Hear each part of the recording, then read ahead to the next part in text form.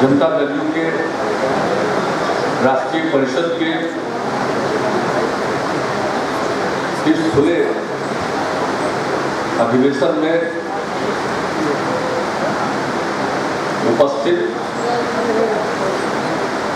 और इस कार्यक्रम के संचालनकर्ता जनता दल यू के राष्ट्रीय प्रधान महासचिव श्री केसी त्यागी जी, बिहार प्रदेश जनता दल यू के अध्यक्ष आदरणीय वशिष्ठ भाई, यहाँ मौजूद हमारे पार्टी के विभिन्न प्रदेशों के अध्यक्षगण,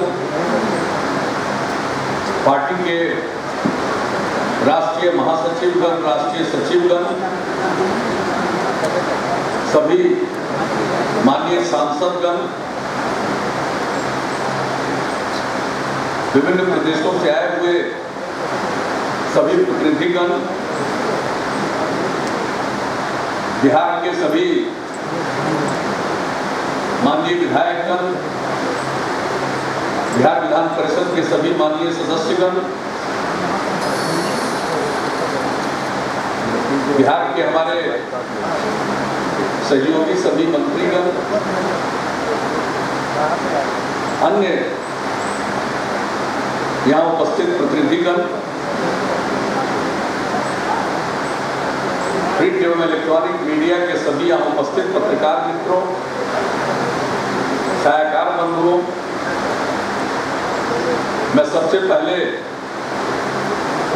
राष्ट्रीय परिषद के इस खुले अधिवेशन में आप सब लोगों का स्वागत करता हूं, अभिनंदन करता हूं।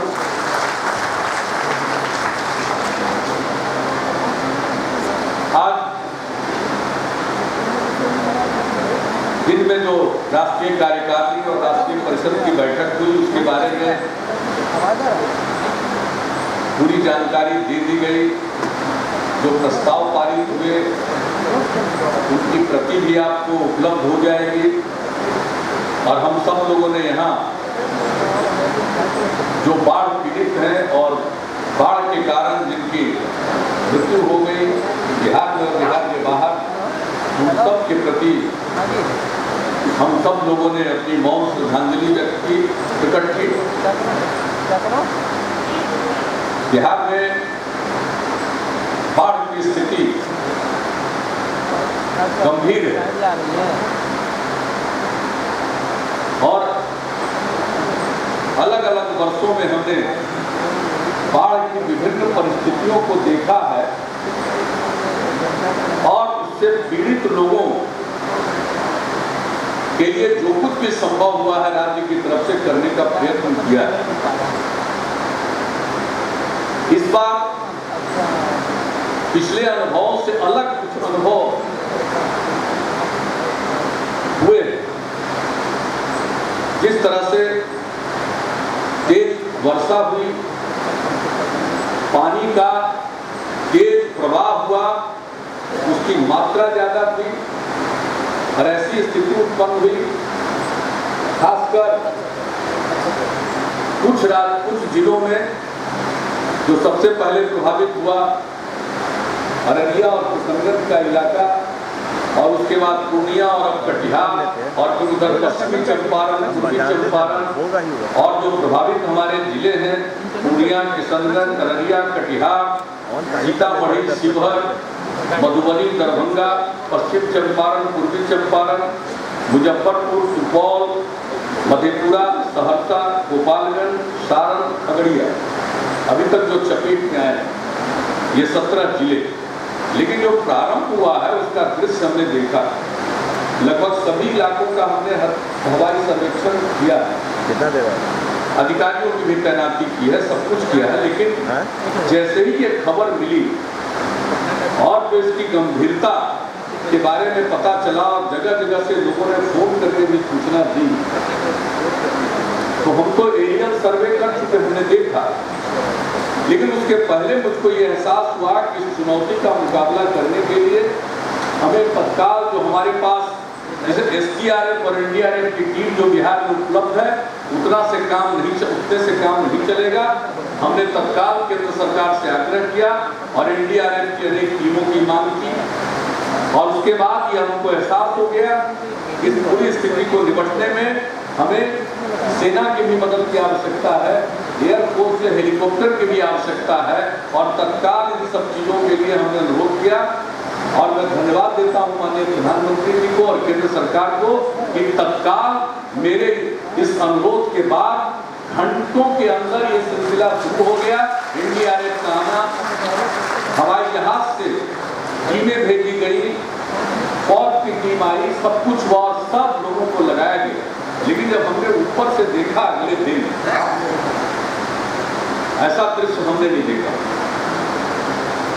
इस प्रकार का दृश्य 2007 में हमारे 22 जिले प्रभावित हुए थे, 2.5 करोड़ की आबादी प्रभावित। 2008 में कोसी त्रासदी हुई।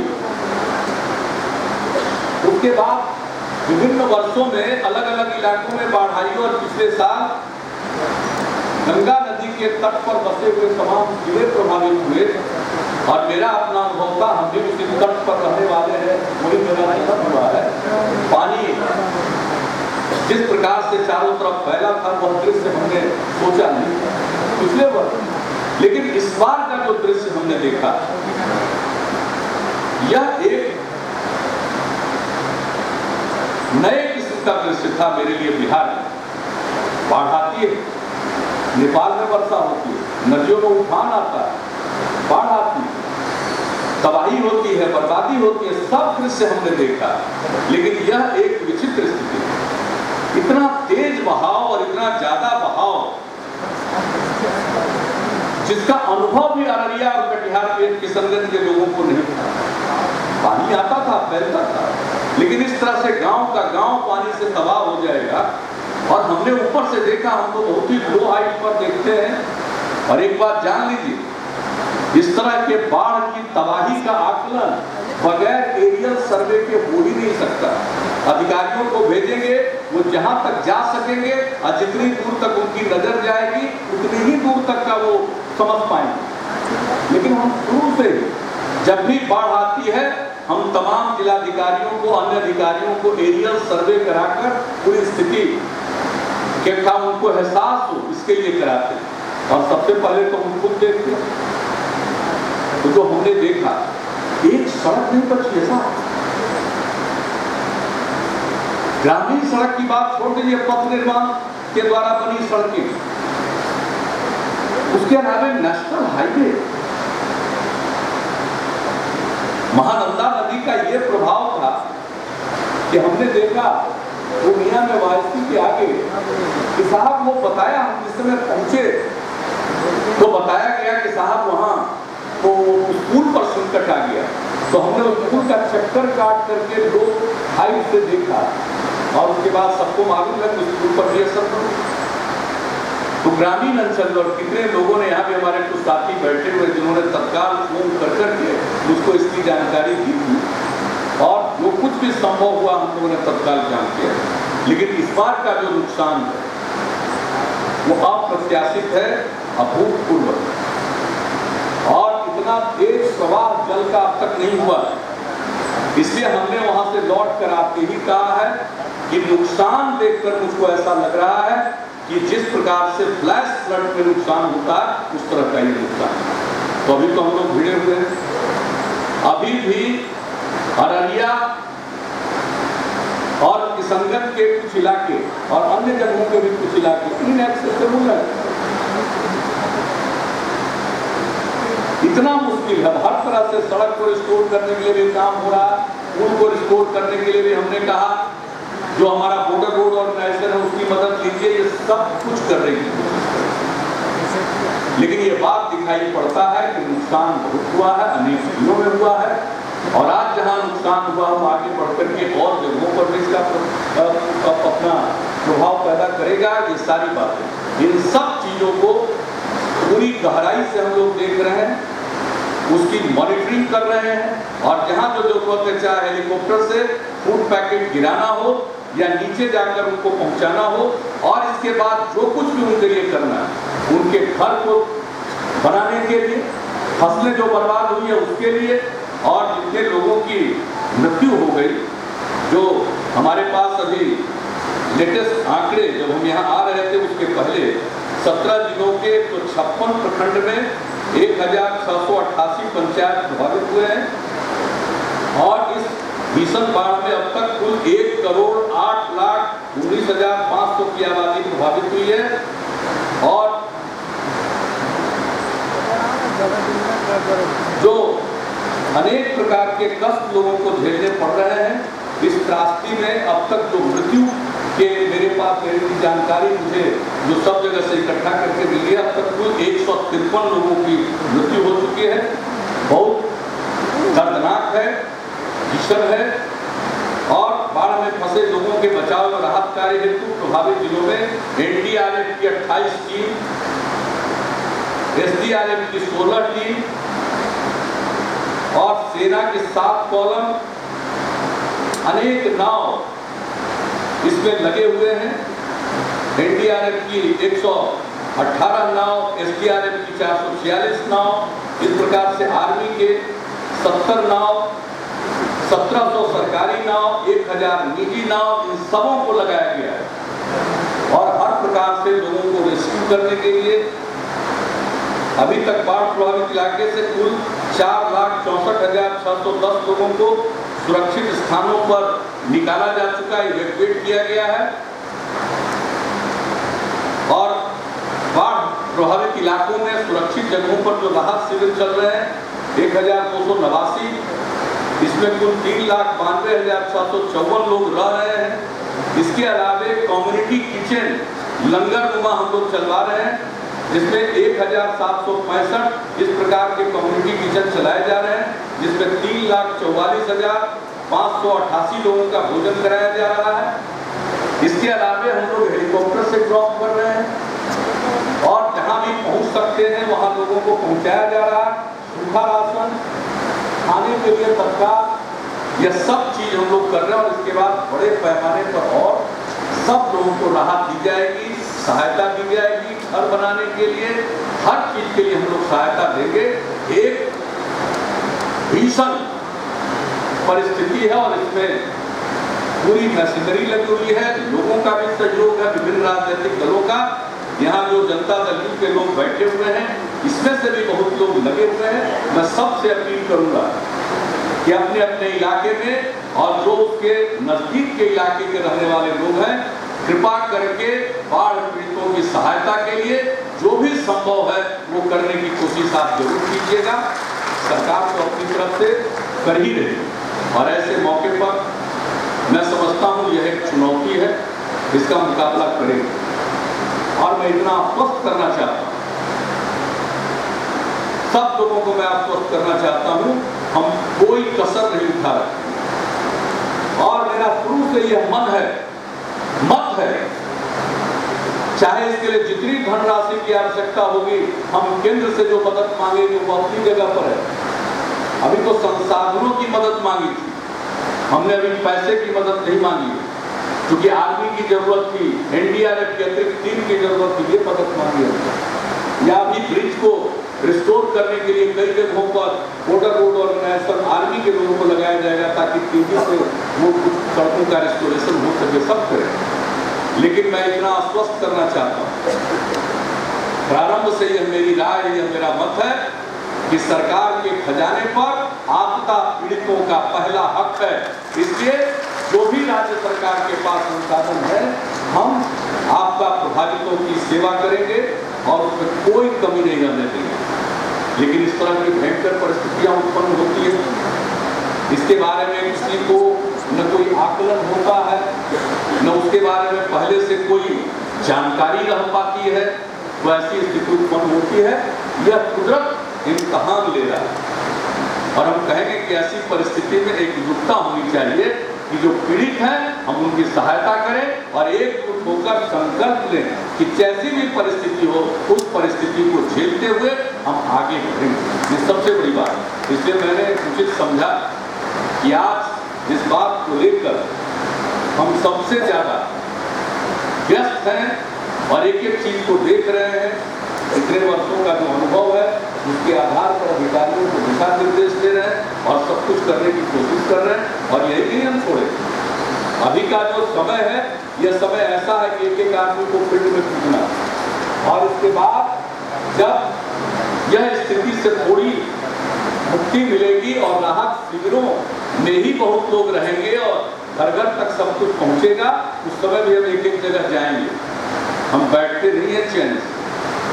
तो आज के इस अवसर पर क्योंकि पहले से ही हम लोगों की मीटिंग राष्ट्रीय कार्यकारिणी की पहले निर्धारित थी जुलाई में 23 को, उसके बाद उस समय का जो राजनीतिक माहौल था उसको देखते हुए उसको स्थगित किया गया कि 19 अगस्त को होगा। तो ये 19 अगस्त की मीटिंग थी, इसको तो टाल पाना संभव नहीं था और जिस तरह का एक राजनीतिक माहौल बनाने की कोशिश की, इसलिए यहाँ पर बैठक हुई। बाढ़ के इस अवसर पर भी सुबह भी और जब भी हमको मौका मिल रहा बाढ़ की स्थिति की समीक्षा ही कर रहे हैं और जानकारी ले रहे हैं। और एक बात और जानिए, हमारे बिहार के बाहर के भी लोग आए और बिहार के भी हमारे साथी, ये आप देखिएगा तरह तरह के धंधेबाज लोग हैं साथ में, एक से एक धंधेबाज लोग। बाकी हम सब बात पर तो बात में आए। अभी हाल इसी महीने में 8 अगस्त की शाम में मुझे मेरे कार्यालय के लोगों ने बताया कि भागलपुर में सरकारी खाते से फर्जी ढंग से रकम निकालकर किसी सोसाइटी में जमा किया गया है और ये सब बातें आ रही है। और फिर जब उसके बारे में और जानकारी हुई तो 9 तारीख के सुबह मुझको बताया और हम 9 तारीख को बिहार में पृथ्वी दिवस हम लोग मनाते हैं 9 अगस्त, जो बापू ने भारत छोड़ो का नारा दिया था, अगस्त क्रांति दिवस। तो यहाँ हम लोग पृथ्वी दिवस मनाते हैं 2011 से। तो उस कार्यक्रम में गए, लेकिन उसी में तो आप जानते हैं हम हमेशा चर्चा करते हैं बापू की बात की, जिक्र करते हैं कि भाई जो पृथ्वी है हमारी जरूरतों को पूरा करने में सक्षम है, हमारे लालच को पूरा करने में नहीं।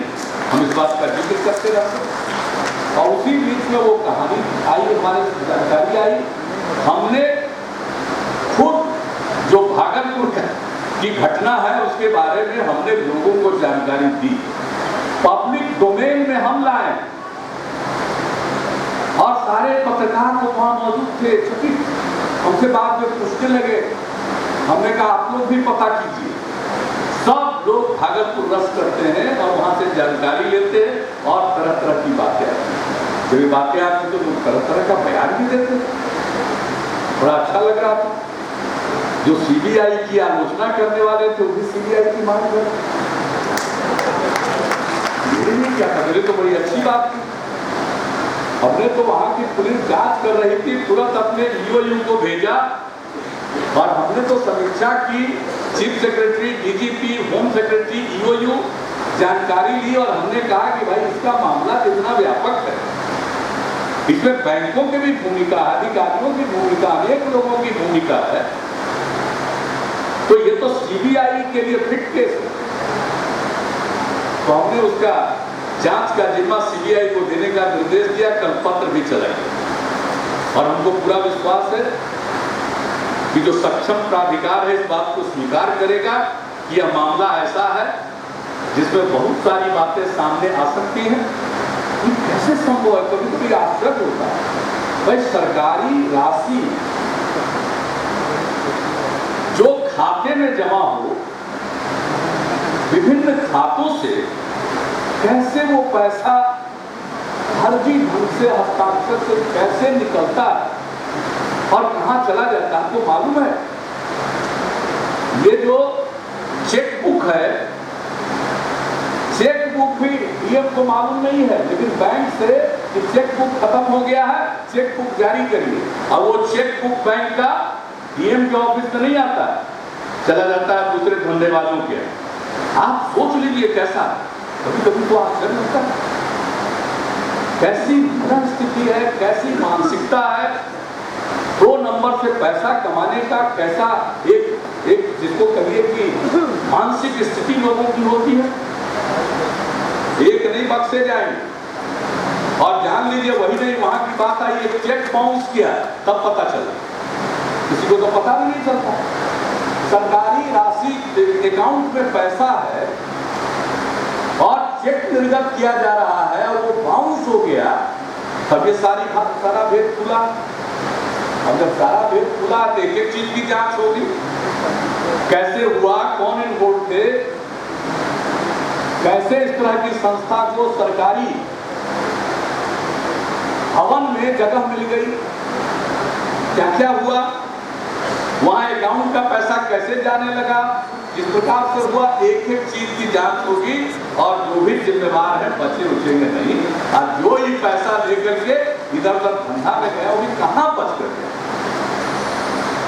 लोग चाहे जितना सोच ले कि हम माल बना लेंगे और दबा लेंगे, दबता उतना नहीं है। उदाहरण देख लीजिए, इस तरह से जो माल बनाने वाले लोग हैं आज नकल पकड़ में आते हैं, आज नकल पकड़ में आते हैं। और मैं ये भी जानता हूं जो माल बनाने वाले लोग हैं ये बीमारी है। हम तो शुरू से कहते हैं कि भाई कफन में तो जेब होता नहीं, कहां लेकर जो माल बना रहा हूं तो रह नहीं जाएगा, जाना तो कहीं है नहीं, लेकिन लोगों को कहां एहसास है। और सबको मालूम है कि जो पैसा माँ बाप के नाम पर है उनके नहीं रहने पर बाल बच्चों के नाम पर चला जाएगा। लेकिन तब भी यहाँ लोग किस किस तरह से करते हैं, अपने खाते में, बच्चों के खाते में, न जाने क्या क्या कौन कौन काम करते हैं। लेकिन एक बात जान लीजिए, इस तरह का अर्जित धन किसी के काम नहीं आता है, वो नष्ट होता है। इसलिए हम उदाहरण के तौर पर कहते हैं क्यों इस तरफ ध्यान रखते हैं। कफन में जेब नहीं है, ऊपर जाओगे अकेले जाओगे, कुछ नहीं है। ये लोगों को एहसास कराने के लिए हम इस बात की चर्चा करते हैं, लेकिन सब कुछ होता रहता है। और हमारे दल का जो निर्णय है, दल का निर्णय तो इसी आधार पर लोग महागठबंधन की बात करते हैं। भाई जितेंद्र बाबू ने बढ़िया जवाब दे दिया।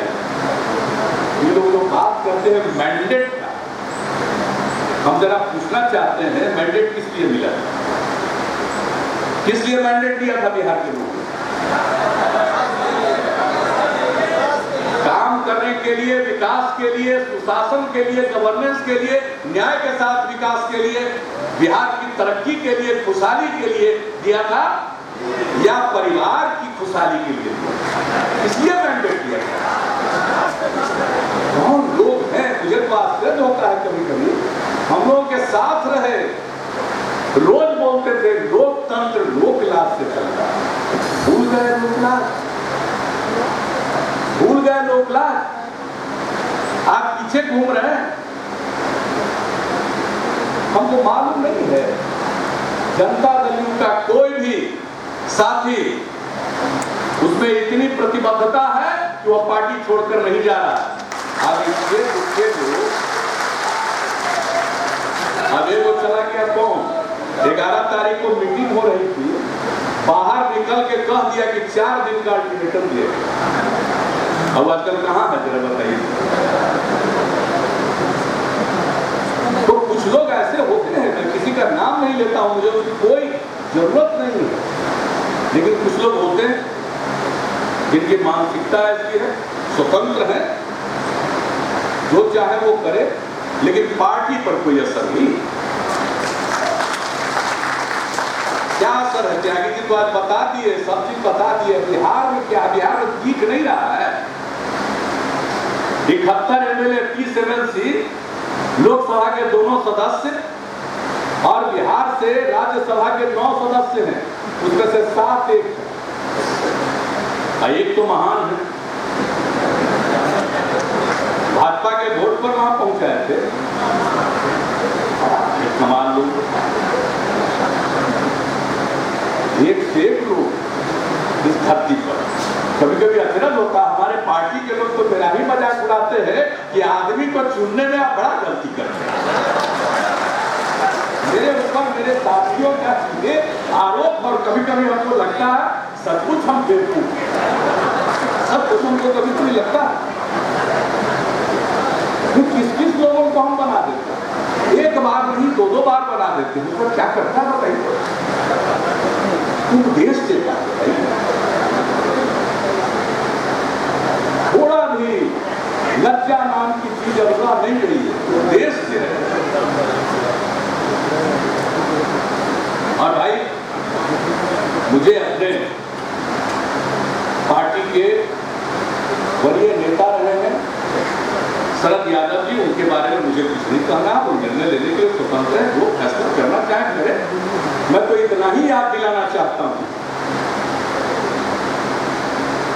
कि एक बार तो हो गया 99 में समता पार्टी और जनता दल का,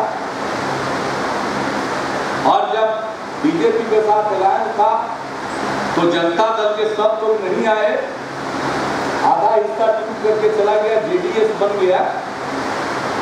लेकिन 2000 का चुनाव था, समता पार्टी को फिर से अपने को रिवाइव करना पड़ा, और फिर 2003 में केसी त्यागी जी यहां बैठे हुए हैं, ये कितना प्रयत्न किया, कितनी इच्छा थी, दिखाई पड़ने लगा था कि उनका कुछ है नहीं, समता पार्टी के साथ मर्ज नहीं करेंगे तो कुछ नहीं होगा। जॉर्ज साहब को इसके लिए तैयार कराया, हमारे पार्टी के प्रेसिडेंट थे, और साहब हमने क्या नहीं किया, मैं किन के बारे में बताऊं। 2004 में चुनाव हार गए, राज्यसभा में तुरंत भेजने के लिए जॉर्ज साहब के मन में तो कोई और नाम था। 2 घंटा उनके घर पर सरकारी आवास पर हम बैठे रहे, हमको वो मान गए, अरे साहब सब कुछ किया है। आज बोलते हैं एनडीए से अलग होने के पक्ष में थे, क्यों नहीं बोले थे, क्यों नहीं बोले थे, एक बार नहीं कहा।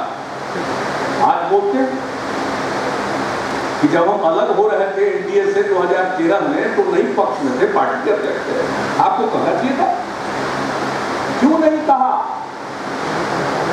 पार्टी के नेशनल काउंसिल की बैठक दिल्ली में हुई थी, सारे रिजोल्यूशन वहां हुए थे, मेरा भी भाषण हुआ, उसका जो परिस्थिति आई थी, क्यों नहीं रोका था भाई। बाद में कोई बात करना हमको आश्चर्य लगता है। और आज की स्थिति, जनादेश किसलिए मिला है, जनादेश मिला है इस लड्डू बन करके, और लोगों के हर तरह के कुकर्म को हम झेले, इसके लिए जनादेश मिला है। हम लोगों की एक अलग पहचान है, बहुत लोगों को भ्रम है, जनता दल का भी जनाधार है, बहुत लोग भ्रम के शिकार। अब ये बार बार जनता दल को जहां रहती है जिसके साथ, उसी की जीत होती है, उसी की जीत होती है। अरे बड़ा आजकल लोग बोल रहे हैं बड़े मस्ती में, और बोलते हैं और अटैक कर रहे हैं हम पर, जनादेश इसी के लिए मिला है। अब कितना हम बर्दाश्त की, जरा बताइए तो, कि लार्जेस्ट पार्टी है, लार्जेस्ट पार्टी, अरे हमारा कैंडिडेट सब कहीं क्यों हारा, ईमानदारी के साथ गठबंधन धर्म का पालन नहीं किया, या तो आपके नियंत्रण में वोट नहीं है, या आप जिस पर दावा करते हैं उससे कई जगहों पर लोगों को वोट नहीं दिया आपके साथियों ने। मैंने तो कहा एक दिन कि अब कर लीजिए इस पर रिसर्च। आजकल के तो बहुत लोग हो गए हैं, इलेक्शन का एनालिसिस करते हैं, एक एक बूथ का एनालिसिस करते हैं, जरा करवा लीजिए, पता चल जाएगा। अरे तू तो हम लोग का तीर छाप के चलते हारा, जहां तीर धनुष ले लेता हम लोग का तो वोट खाई जाता, 8,000 10,000 कहीं कहीं 20,000 उसके चक्कर में भी गया। लेकिन बाकी जरा बताइए, हमारे जितने उम्मीदवार लड़े थे उनसे पूछ तो लीजिए, हमारे कौन कौन उम्मीदवार हारे, कितनी पीड़ा हुई मन को, सुनते रहे। हम बड़ी पार्टी, गुमान बहुत है लोगों को, घमंड बहुत, भूल गए 2010 को अरे आपके साथ माननीय रामविलास पासवान जी थे, तब आप 22 सीट पर थे। आज रामविलास पासवान जी आपके साथ नहीं है, इधर है, अब कहां जाइए, कहां जाइए? देखिए, इसलिए मन में गुमान नहीं पालना चाहिए। और बात करते हैं, ये लोग तो मान करके चलते हैं, माइनॉरिटी और पर्टिकुलरली मुस्लिम उसको मान करके चलते हैं, जो तो मेरा वोट है। और ये सब भ्रम पालते हैं, ये भ्रम पालते हैं, वोट लेते हैं। काम क्या किया है? काम जो हमने किया है वो लोगों के सामने नजीर है। हम वोट के लिए काम नहीं करते हैं, हम अपने संकल्प के चलते काम करते हैं। वोट कोई कीमत नहीं रखता। हम इतने बार एमपी का चुनाव लड़े, जीते, लेकिन कभी भी हमने अपने चुनाव क्षेत्र में भी जो हमको वोट नहीं दिया उसके बारे में कोई हम गलत ख्याल नहीं रखते। और बिहार के लोग मौका देते हैं आपको सरकार बनाने का और सरकार चलाने का, तो हम कैसे फर्क कर सकते हैं? हमने कभी फर्क नहीं किया। यह मेरा धर्म है, यह मेरा कर्तव्य है कि समाज के हर तबके की सेवा करें। हर समुदाय, हर संप्रदाय, हर जात बिरादरी की, हिंदू हो, मुस्लिम हो, सिख हो, ईसाई हो, लोग बात करते हैं, वोट के लिए काम नहीं करते हैं। पिछले साल, इसी साल जो जनवरी में प्रकाश पर्व हुआ, गुरु गोविंद सिंह जी महाराज का 350वां प्रकाश पर्व, बिहार में कितने सिख समाज के लोग, हम वोट के लिए काम नहीं करते हैं, हम अपना धर्म निभाते हैं। गुरु गोविंद सिंह जी महाराज का जन्म बिहार में हुआ था, बिहार के लिए गौरव की बात है, हम लोगों के लिए शान की बात है, इसलिए हमने वो सब किया जो करने की जरूरत थी। और आकर पंजाब से सब लोगों ने कहा, आज जिस दिन की बात करते हैं, मैं उस बातों को, उन बातों को नहीं दोहराना चाहता। सिख हो, ईसाई हो, मुस्लिम हो, कोई समाज के लोग हो, संप्रदाय के लोग हो, हमारे मन में किसी प्रकार का विभेद नहीं जाता। और एक बात जान लीजिए, हम समाजवादी विचार के हैं, हम गांधी, लोहिया, जयप्रकाश के विचारों से प्रभावित हैं, लेकिन इसके साथ साथ जान लीजिए, हम लोगों की धार्मिक भावना का उतना ही कदर करते हैं। हम धार्मिक भावना का कदर करते हैं, चाहे अगर कोई मुस्लिम हो, चाहे ईसाई हो, चाहे सिख हो, चाहे पारसी हो, जैन हो, किसी बौद्ध धर्मावलंबी हो, हिंदू हो, हम सब के धार्मिक भावना की इज्जत करते हैं। हम उनके साथ किसी भी प्रकार का कोई भी भेदभाव नहीं करते हैं, काम करते हैं। हमारे बिहार के लोग हैं, जो अल्पसंख्यक समाज के लिए काम हुआ है, अल्पसंख्यक समाज के लोगों को मालूम है, लोगों को पता है। और अभी हाल में फिर से सरकार बनने के बाद हमने जो निर्णय लिया है, हर और नई स्कीमों का, पुरानी स्कीमों के और एक्सपेंशन का, ये जो निर्णय लिया है, आप सबको मालूम है, सब कुछ पब्लिक डोमेन में हम खिदमत करते हैं। और आपको मालिक बनकर, वोट के मालिक बनकर आप राज करना चाहते हैं। और मैं एक बात से पूरे तौर पर संतुष्ट हूं कि ऐसी मानसिकता के लोग जो जनता को वोटर के रूप में देखते हैं, वो कभी समाज का और देश का भला नहीं करते। हम जनता को मालिक के रूप में देखते हैं। लोग हमें अवसर देते हैं तो हम उनके सेवक के रूप में अपने को देखते हैं। हम मुख्यमंत्री, हम बराबर कहते हैं, गांधी जी ने कहा है, तुमको काम करने का मौका मिला है तो तुम ट्रस्टी हो। हम उस रूप में काम करते हैं। हमको न इतने दिनों में कभी अभिमान, न घमंड। वीपी सिंह जी की सरकार में कृषि राज्य मंत्री बने, अटल जी की सरकार में रेल मंत्री बने, सरफेस ट्रांसपोर्ट मिनिस्टर बने, कृषि मंत्री बने, फिर रेल मंत्री बने। और बिहार में इतने दिनों से सेवा कर रहे हैं मुख्यमंत्री के रूप में। हमारे मन में कभी एहसास नहीं हुआ कि हम सत्ता, आज तक एक पल के लिए हमको एहसास नहीं हुआ कि सत्ता में।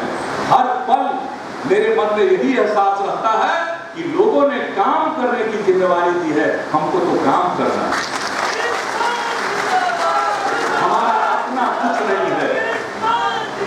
परिवार का कुछ नहीं है, जो कुछ भी है बिहार के लोगों का है। हमको उनकी सेवा करनी है, खिदमत करनी है। लोग धर्मनिरपेक्षता का पाठ हमें न पढ़ाएं। धर्मनिरपेक्षता का मतलब भ्रष्टाचार पर चादर उड़ाना नहीं है, पर्दा डालना नहीं है। आप करोगे भ्रष्टाचार और धर्मनिरपेक्षता की दुहाई देकर, जनादेश की दुहाई देकर आप क्या कहना चाहते हैं? और हमारे मीडिया के साथी भी यहाँ पर मौजूद है, बताइए, जब सारा मामला उद्भेदित हो रहा था तो हमसे लोग क्या पूछ रहे हैं कि भ्रष्टाचार के खिलाफ तो आप कहते हैं कि जीरो टॉलरेंस है, अब क्या होगा, अब क्या होगा, अब क्या होगा? और जब हो गया तो लोगों को उम्मीदें नहीं थी कि ऐसा भी हो जाए। झंझट क्या हुआ है कि हमारे जो प्रिय और शुभचिंतक भी हैं उनको भी आश्चर्य लगता है, हुआ कैसे? अरे सब में कोई रोल नहीं है, जो भी रोल है वो कुदरत का है, कुदरत का है, जान लीजिए। क्योंकि मेरे मन में जब बात आ गई कि हम इस सरकार को नहीं चला सकते, 3 पार्टी का महागठबंधन, नाम भी तो हम ही ना दिए, 20 महीना से ज्यादा चला दिया। हमने कहा कि संभव नहीं है चलाना। वैसे आप जान लीजिए, जिस दिन महागठबंधन बना था, मेरे पास एकांत में जो लोग रहते थे उनको हम लोग कहते थे चलेगा, बहुत लोग कहते थे चलेगा। आपका मामला भी विचार दूसरा है और जो दूसरे हैं उनका विचार दूसरा है। हम कहे 1.5 साल तो चलाएंगे, 20 महीना चलाते सर, मामूली बात नहीं है, क्या क्या नहीं खेला। परिस्थिति के मुख्यमंत्री हैं, इनका कोई आधार नहीं है, कृपा पर बने हुए हैं। क्या क्या कहा गया? मुख्यमंत्री बने रहेंगे, लगता कृपा है। क्या क्या नहीं बोला जाता था? अपमानजनक बात। कोई मेरे सामने मीटिंग में कहे कि ये मुख्यमंत्री बने रहेंगे, इससे बड़ा अपमानजनक और क्या चीज है? आज हम मुख्यमंत्री हैं बिहार के लोगों की इच्छा से, बिहार के लोगों के समर्पण से, किसी की कृपा से नहीं है। और जान लीजिए, हम कृपा पर नहीं रहना चाहते। न हमारे मन में किसी के प्रति कृपा का भाव है, न हम किसी के कृपा पर जीवित रहते हैं। राजनीति जिनको नहीं मालूम है, मत मालूम रहे, पता लगा लीजिए। 1977 से आज तक जानकारी ले लीजिए। हमको संघर्ष करना पड़ा, मेरा जीवन संघर्ष से भरा। 77 में खंभा सब जीत गया, हम हार गए, बहुत संघर्ष करना पड़ा। लेकिन 85 से जब हमारे क्षेत्र के लोगों ने मुझको जिताया, उसका पीछे मुड़कर देखने का अवसर नहीं दिया। जिसको कहा उसको जिता दिया। और वो किस कारण?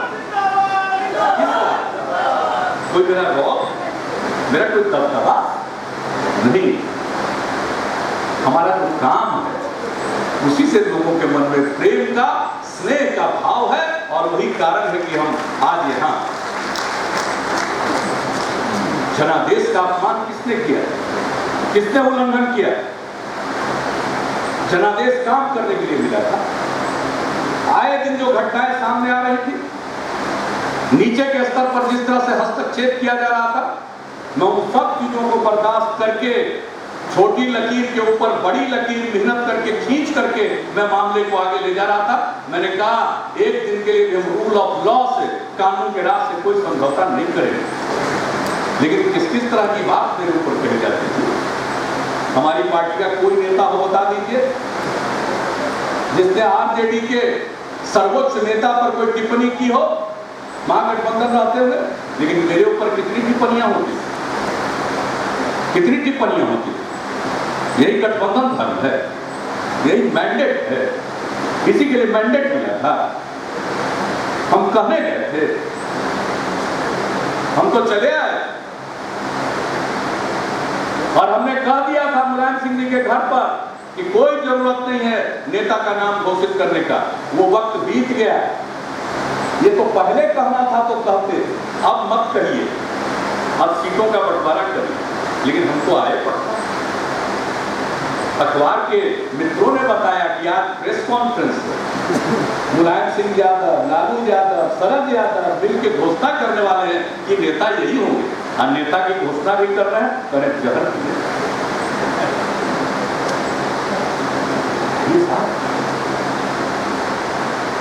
सब क्या जनता दल के और मेरे बिना मैंडेट मिला था क्या? मैं पूछना चाहता हूं, एक से एक आजकल उनके पास बैठे हुए लोग हैं जो बड़ी तरह तरह की व्याख्या करते हैं।